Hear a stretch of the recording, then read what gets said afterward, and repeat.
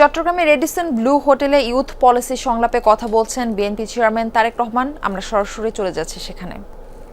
আমার কাছে যেটা মনে হয়, তাহলে আপনি ঘরে বসে জিনিসটাকে করতে পারবেন। পৃথিবীর বিভিন্ন দেশে যেটা সম্ভব হচ্ছে, কোথাও আপনাকে আর যেতে হচ্ছে না। আপনার কাছে যদি আপনার নিজস্ব কম্পিউটার থাকে, আপনার স্মার্টফোন থাকে, তাহলেই আপনি করে ফেলতে পারবেন কাজটা। সো আমরা পুরো সিস্টেমটাকে আমাদের যেখানে যেখানে এরার্স আছে সেগুলোকে আমরা কারেকশন করবো বা কারেকশন করার উদ্যোগ আমাদেরকে নিতে হবে। আপনি যেটা বলেছেন, ইউ আর ভেরি রাইট। অনেককে অনেক হ্যাসেল পোহাতে হয়। করে মানে আমার ওই এনআইটি কার্ড করে আসার পরে সোশ্যাল মিডিয়াতে দেখলাম কেউ যোগ করে দিয়েছে যে আমি গিয়ে কমপ্লেন করছি, আরে ভাই আমার নাম তারেক লিখে দিয়েছে বারেক। আচ্ছা, তো আমাকে যেটা মনে হয় যে সিস্টেমটাকে আমাদের ইজি করতে হবে আর মোর ডিজিটালাইজ করতে হবে। যদি আমরা ডিজিটালাইজ করি, ইন দ্যাট কেস কারাপশন বা যেগুলো সমস্যা আছে সেগুলো অনেকাংশে কমে আসবে। এটা হলো একটা।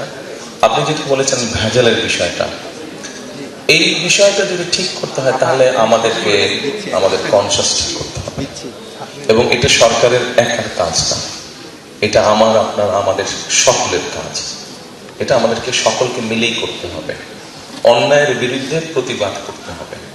আপনি যেটা প্রিজারভেটিভের কথা বলেছেন, ফরমালিনের কথা বলেছেন, নিশ্চয়ই আপনি জানেন একটা খাবারে নর্মালি একটা সার্টেন পোর্শনের একটা প্রিজারভেশন বা প্রিজারভেটিভ দেওয়া হয়। এটা সব খাবারই দেওয়া, এটা বিদেশে দেওয়া। আমাদের দেশে যেটা হচ্ছে,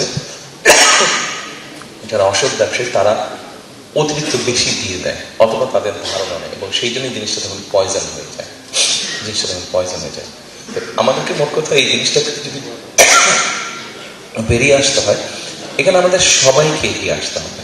একটা বিষয় আমি আপনাদেরকে বলি, সেটা হচ্ছে একটা দেশ কিন্তু শুধু একটা সরকার গড়ে তুলতে পারে না, একটা দেশকে সকলে মিলে গড়ে তুলতে হয়।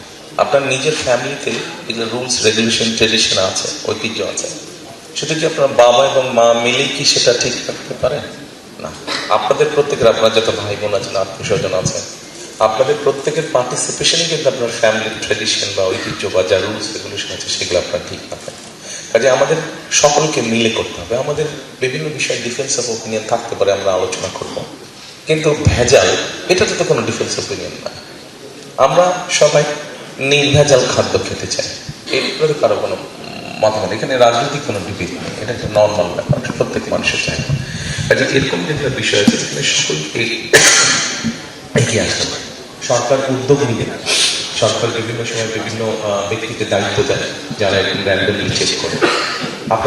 আপনাদের মতন ইয়াং যারা আছে তাদেরকে এগিয়ে আসতে হবে, ওই সকল ব্যক্তিদের যারা সঠিকভাবে কাজ করছে তাদেরকে সহযোগিতা করা। ঠিক আছে?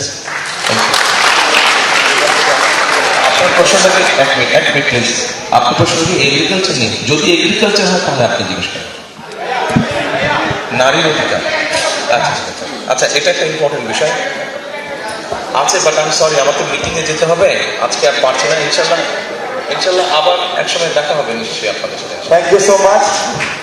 Welcome to Chittagong. আমি ইয়াসিন আরাফাত, আমি একজন ডিপ্লোমা ইঞ্জিনিয়ার। সারা বাংলাদেশে ডিপ্লোমা ইঞ্জিনিয়ার? আপনার মতন আমাদের হাজার হাজার দরকার। Thank you so much.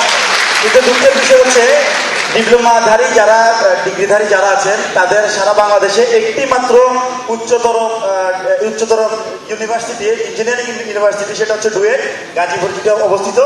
সারা বাংলাদেশের 64টি জেলায় সরকারি বেসরকারি অসংখ্য বেসরকারি পলিটেকনিক ইনস্টিটিউট রয়েছে, কলেজ রয়েছে, ভোকেশনাল রয়েছে, কিন্তু সারা বছরে প্রায় 3.5 লক্ষ কারিগরি শিক্ষার্থী পাস আউট হয়। কিন্তু পরবর্তীতে একটি মাত্র পাবলিক ইউনিভার্সিটি থাকার কারণে অনেকে যাদের সামর্থ্য আছে তারা প্রাইভেটে পড়তে পারে, আর যাদের সামর্থ্য থাকে না তারা বেকার হয়ে ঘুরতে হয়। কারণ ডিপ্লোমা হচ্ছে এইচএসসি সমমান।